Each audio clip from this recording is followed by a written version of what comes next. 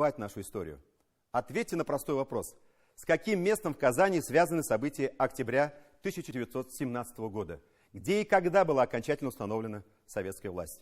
Это Кремль, здание Дворянского собрания, ныне Казанской ратуши, или это здание городской думы, ныне здание мэрии? Ничего страшного, если вы не знаете.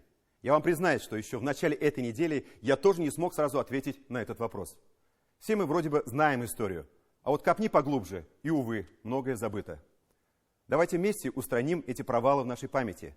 Как говорила великий индийский политик Индира Ганди, история – это лучший учитель, у которого самые плохие ученики. Сергей Темляков прошелся по историческим местам.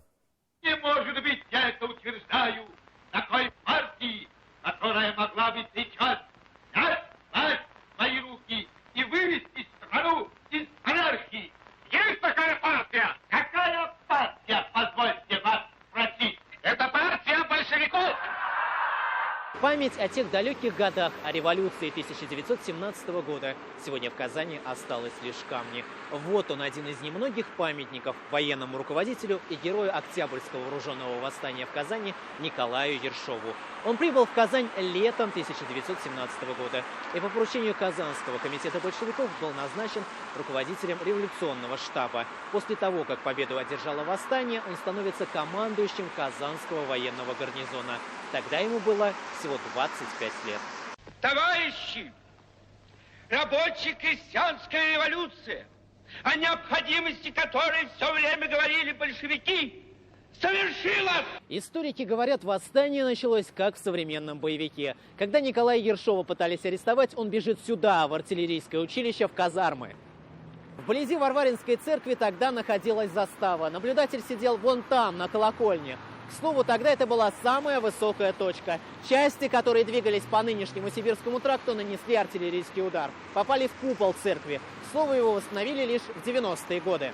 В чьих руках артиллерия, в тех руках и победа. Сторонники Временного правительства, осознав, что солдат удержать не удастся, предпочли отойти. Именно благодаря этому решению сражения не втянулись в городские кварталы и не случилось побоище, как в Москве. А теперь давайте посмотрим на карту. Солдаты шли с 3 сторон. Со стороны Арского поля, где улица до сих пор носит название «Красная позиция». Вторая колонна двигалась со стороны танкового училища с Оренбургского тракта. И третья с Кировского района по дамбе. Правда, в те годы она была другая. 3 группировки взяли центр в кольцо. Казанский Кремль исторически являлся административным и военным центром для огромного края. В 1917 году Казанский военный округ был самым большим по численности военного контингента в России, и в Казани размещался почти 40-тысячный гарнизон.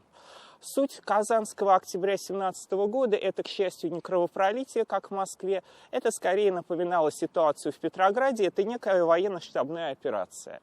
Когда сторонники советской власти, которые идут из казарм, они блокируют Казанский Кремль, жертв практически нет. И когда поступает сообщение, что в Петрограде победили большевики, руководство Казанского военного округа принимает Соломоново решение, оно капитулирует. Был военно-революционный комитет вот, во главе с этим Ершовым.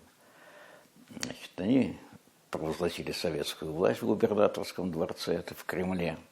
Значит, провозгласили ее, ну и все, и никто особо тут не сопротивлялся. Когда Кремль был занят, то, соответственно, произошел некий дележ власти, и власть оказалась прежде всего в руках военных, в руках военного комитета, куда вошли представители большевиков, они получили там большинство левые эсеры и мусульманские социалисты в лице представителей Харби-Шуро. А уже через неделю, 4 ноября, власть была передана Казанскому совету, который возглавил Яков Шейнман, имя которого и носит единственная улица в Кремле.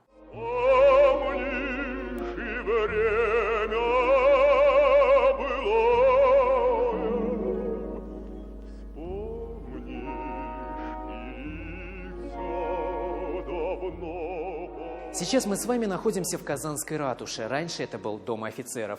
А вот скульптуры китайцев. Они стали молчаливыми свидетелями перемен 1917 года. Именно 25 октября здесь объявили о начале новой эры в истории страны. Именно здесь проходили съезды и конференции.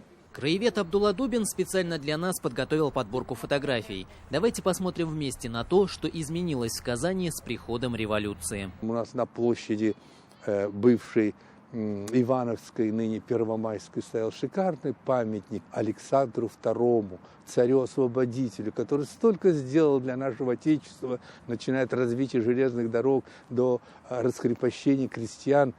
И вот эти памятники ставились тогда повсюду в России, ну, как, скажем, по нашему Ленину.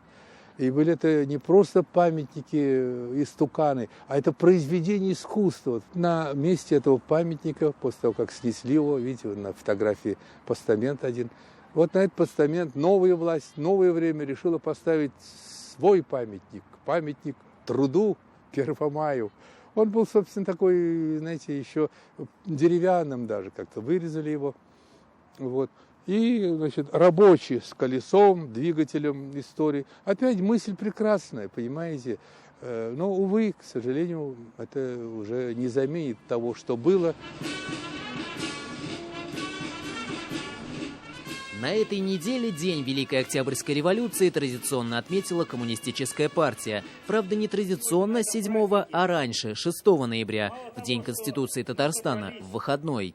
Митинги, по словам Хафиза Миргалимова, прошли и в районах Татарстана. В Казани к памятнику пришло не так много народа. Во-первых, я хочу поздравить национальный народ Татарстана с этим большим праздником, Днем Великой Октябрьской социалистической революции. Это, во-первых. Во-вторых, что такое сегодня революция? Революция – это наш образ жизни. Вот.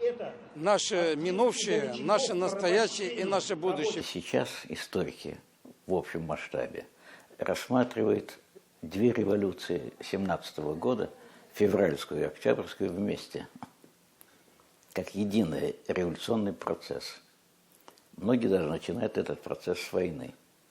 И говорят, это и Ленин говорил, что если бы не было войны, империалистической, Первой мировой, возможно, не было бы и революции в России. Эта революция, вот сейчас иногда думаешь, я много писал о ней положительного, потому что я относился к поколению советских историков, конечно. Ну, тогда я многого не знал, да и общее было такое мнение, такое, что революция, как говорил товарищ Брежнев, наша революция – главное событие 20 века. Лишь потом мы поняли, что она не главное событие. Я не думаю, что вот, но особенно люди моего возраста, этот праздник когда-нибудь забудут.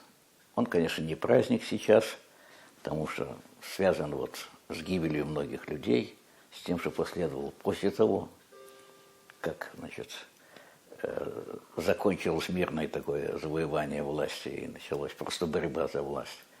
Когда это перешло вообще уже в создание тоталитарного государства и создалась система ГУЛАГа, конечно, этого забыть невозможно.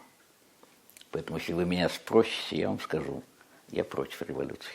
И в заключение. Историки не связывают это с революцией, но именно после 1917 года в Казани появились улицы, названные в честь революционеров. Например, эта. Раньше она была Проломной, а сейчас Баумана. Николай Бауман родился в Казани, учился во 2-й гимназии, но, правда, не закончил ее, ушел из 7 класса, не поладив с преподавателями. Диплом ветеринарного врача получил в Казанском ветеринарном институте. Он в те годы, как и Казанский университет, был одним из главных рассадников революционной мысли. В 1903 году по поручению Ленина Николай Бауман организовывает подпольную большевистскую типографию. Именно в честь революционера в 1935 году получил название и один из районов Казани – Кировский. Сам Сергей Миронович в 1917 году в Казани не был. В то время он был на Закавказье. С его именем связана реконструкция Ленинграда и развитие Ленинградской области.